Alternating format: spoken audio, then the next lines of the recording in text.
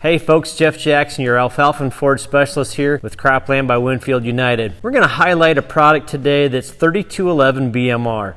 So that is a single cut type product that we're going to have in the field from 85 to 90 days. So we're going to plant that thing when the soil is about 60-degree soil temperature, an inch deep. And if you can use yourself a planter, put some sorghum discs in that thing and get really good singulation, you're going to plant 60 to 70,000. So at 15,000 seeds per pound, you're going to be 4 to 4.5 pounds to the acre. Singulation through those row units is going to do you a lot of good, give you a lot more plant performance than trying to mess around and do a drill. Because if you're doing a drill, you're going to probably have to plug 2 holes, plant out of every third one, and set the drill at 12 pounds to try to get 4 pounds planted. One of the reasons we really like this thing, so if you're a single crop, going to plant somewhere about June, up in the north, you're going to have just the right amount of season for that. If you're going to go south, you could actually double crop to some degree, maybe following a cereal grain that you're taking off for hay or grazing versus waiting to combine.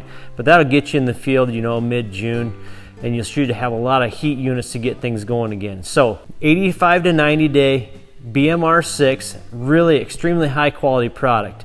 For a 90-day product, the yield on this thing is great. So I had to bring out 2 silage wagons today because the yield on that baby is just right there where you're going to need 2 wagons that haul it off the field. So 3211, again, 60 to 70,000 seeds per acre. We don't want to go over that. If we overmanage fertility, if we overmanage water, and we overmanage population, something that's a BMR early maturity is going to have a little weaker legs and go down. So again, great opportunity to take an 85, 90 days. So some of the harvest considerations were talked about with the fuller season single cut type products. And now I'm gonna say full season because we're gonna do 1 cut. Some things to consider. Sorghums don't dry like corn.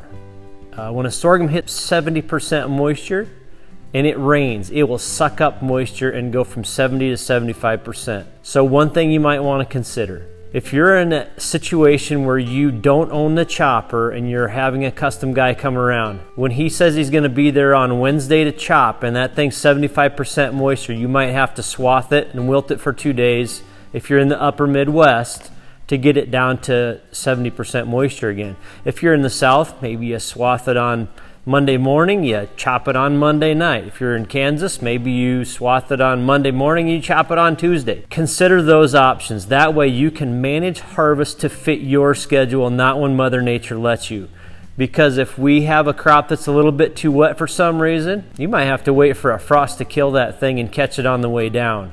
And I don't mean any pun intended there. We don't want it to fall down either. So I think the best option would be try to swath this thing, cut it on your management schedule. But again, these single crop products, the farther north we go, the harder they are to get dry. So I'm just laying the expectation out there for everybody that you might want to consider a swath, wilt, and chop process as plan number 1. If you can get it dry and chop it standing, that might be a second option. And option 3 is wait for a frost and take it once you get close to 68 to 70% whole plant moisture. So Jeff Jackson here, 3211, great 80 to 85 to 90 day product out there. Excellent BMR, high quality, going to give you some great tons. Thank you and have a good day.